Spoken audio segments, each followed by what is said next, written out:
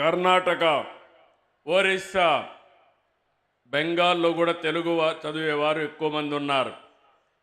దేశంలో జాతీయ భావన పెరగాలి. ఒకరి భాషను మరొకరు గౌరవించుకోవాలి. ఇది దేశ ప్రజల మధ్య ఐక్యత తెస్తుంది. ఏ భాష తక్కువ కాదు, ఎక్కువ కాదు. మాతృభాష అమ్మతో సమానం. మాతృభాషలో చదువుకున్న వారే ప్రపంచంలో ఏదైనా చేయగలుగుతారని చెప్పి మరొక్కసారి మీ అందరికి విజ్ఞప్తి చేస్తున్నా. అమ్మ భాష లేకపోతే మన జీవితాలకు, మన జాతికి అర్థమే ఉండదు. తెలుగు భాషా సంస్కృతి పరిరక్షణ, అభివృద్ధి కోసం అంకితమైన ఆంధ్ర సారస్వత పరిషత్ సేవలు అపూర్వమైనటి. దేశ విదేశాల నుంచి తెలుగు వారందరినీ ఒక చోట తీసుకొచ్చారు. కవి సమ్మేళనాలు, సదస్సులు, పుస్తక ప్రదర్శన, తెలుగు సంస్కృతిని సదస్సులో చాటి చెప్పారు. తెలుగు భాషాభివృద్ధి కృషి చేస్తున్న వారికి, ప్రతిభ చూపిన వారికి పూర్ణకుంభ పురస్కారాలు, ఆంధ్రశ్రీ, ఆంధ్ర సారస్వత రత్న ఇలాంటి అవార్డులు ఇవ్వడం శుభ పరిణామం. నాడు 1911లో చెన్నైలో నాటిన చిన్న విత్తనం 1949లో హైదరాబాద్లో ఆంధ్ర సారస్వత పరిషత్తుగా ఎదిగింది. ఇప్పుడు మరింతగా విస్తరిస్తూ ఉంది. గజల్ శ్రీనివాస్, కదిమెళ్ల వరప్రసాద్, మేడికొండ శ్రీనివాస్, చక్రావధానుల రెడ్డప్ప లాంటి వారు 2017లో ఆంధ్ర సారస్వత పరిషత్తుకు మళ్ళీ ఊపిరిపోశారు. 2022లో భీమవరంలో, 24లో రాజమండ్రి, ఈసారి గుంటూరులో పెట్టారు. రాబోయే 27లో మారిషస్లో పెడుతున్నారు. వారిని మనస్ఫూర్తిగా అభినందిస్తున్నా. మీరు కోరుకున్నట్టు ఈ ప్రభుత్వం మీకు పూర్తిగా అండగా ఉంటాం, అన్ని విధాలా సహకరిస్తామని మరొకసారి మీకు హామీ ఇస్తున్నాం. హిందీ తర్వాత ఎక్కువ రాష్ట్రాల్లో ప్రజలు మాట్లాడే ఏకైక భాష తెలుగు. మాతృభాష మన మూలాలకు సంకేతం. ముందు మాతృభాష రాణిస్తే ఏ రంగంలోనైనా రాణిస్తాం. ఇంగ్లీష్ అవసరం, కానీ భాషను మరిచిపోతే మన వల్ల మనమే కోల్పోయినట్టు అవుతుంది. ఇంగ్లీష్ ఉపాధికి అవసరం. అయితే ఇప్పుడు ఇంత మునిపి చంద్రశేఖర్ గారు మాట్లాడినప్పుడు టెక్నాలజీ వల్ల ఈ భాష కనుమరుగైపోతున్నారు. కానీ నా ఉద్దేశం టెక్నాలజీ వల్ల ఈ భాషను కాపాడుకోవడానికి చాలా సులభం. రాబోయే రోజుల్లో ఇప్పుడు కొత్తగా యాప్లు వచ్చాయి. మీరు తెలుగులో మాట్లాడితే మీకు తెలుగులోనే సమాధానం ఇస్తాయి. ఏ బాధ లేదు. కనీసం టైప్ చేయడానికి తెలియని వాళ్ళు కూడా ఈ టెక్నాలజీ ఉపయోగించుకునే పరిస్థితి వస్తుంది.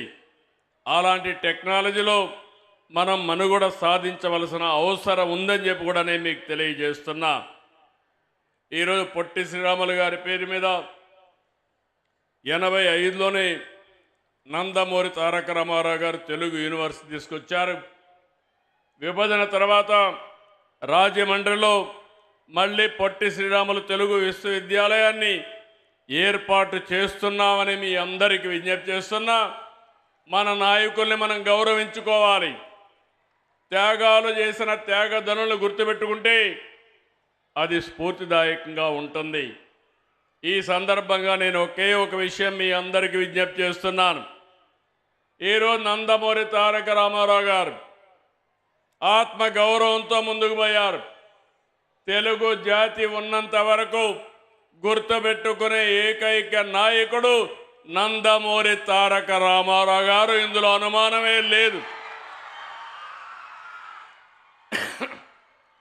ఎన్టీ రామారావు గారు ఆత్మ గౌరవాన్ని ప్రబోధిస్తే నేను వచ్చిన తర్వాత ఆత్మ గౌరవంతో సమానంగా ఆత్మవిశ్వాసంతో ముందు పోమని ఒక పిలుపిచ్చాను.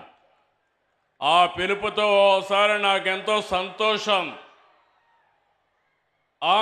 తెలుగు ఒకసారి చూస్తే తెలుగు మీద మీ మీద నాకు ఎంత గౌరవం ఉందంటే, నా జీవితంలో ఏ రాజకీయ నాయకుడికి జరగనటువంటి గౌరవం మీరు నాకు ఇచ్చారంటే, నా జీవితాంతం మీకు తెలుగు వారికి రుణపడి ఉంటానని మరొక్కసారి మీ అందరికీ విజ్ఞప్తి చేస్తున్నారు. సమైక్య ఆంధ్రప్రదేశ్లో 9.5 సంవత్సరాల ముఖ్యమంత్రి, 10 సంవత్సరాల అపోజిషన్ లీడర్ని, ఇక్కడ మళ్ళీ రెండోసారి ముఖ్యమంత్రి. ఈ గౌరవం ఎవ్వరికి రాలేదు. ఆ గౌరవాన్ని మీరు ఇవ్వగలిగారు. ఈరోజు నేను ఒకటే మీ అందరికీ శాశ్వతంగా తెలుగు జాతికి నేను రుణపడి ఉంటాను.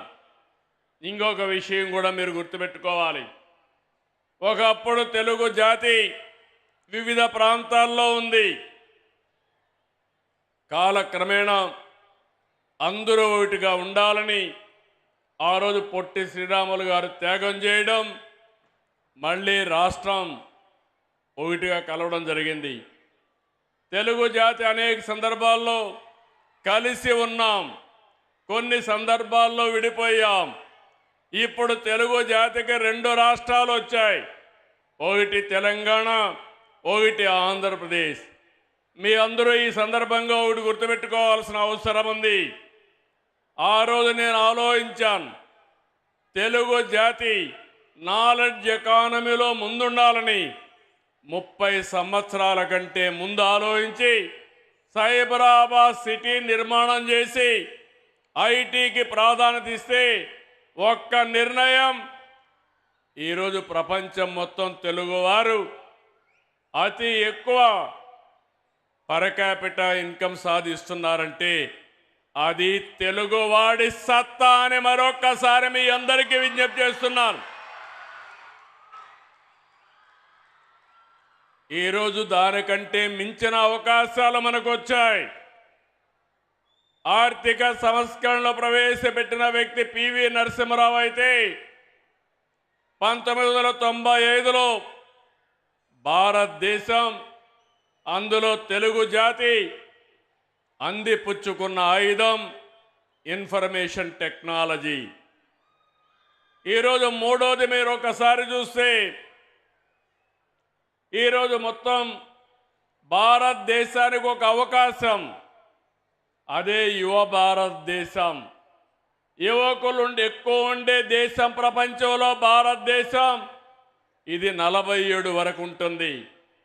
అన్ని దేశాలు జనాభా తగ్గిపోతూ ఉంది, వయసు మీరిన వాళ్ళు పెరుగుతున్నారు. కానీ భారతదేశానికి మాత్రం అడ్వాంటేజ్ ఉంటుంది.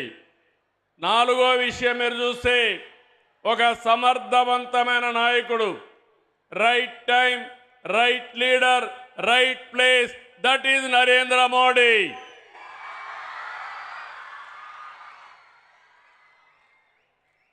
ప్రధానమంత్రి గారు వికసిత్ భారత్ పెట్టి 2047కి భారతదేశాన్ని నెంబర్ 1 స్థానంలో చేర్చాలని, ప్రపంచమంతా భారతీయులు నెంబర్ 1గా ఉండాలని ఆయన కోరిక. నేను దానికి పూర్తిగా మద్దతిస్తూనే ప్రపంచం మొత్తం అత్యంత శక్తివంతమైన జాతిగా తెలుగు జాతి ఉండాలనేది నా సంకల్పం.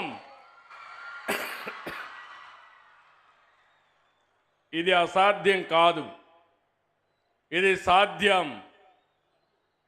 ఇది జరగాలంటే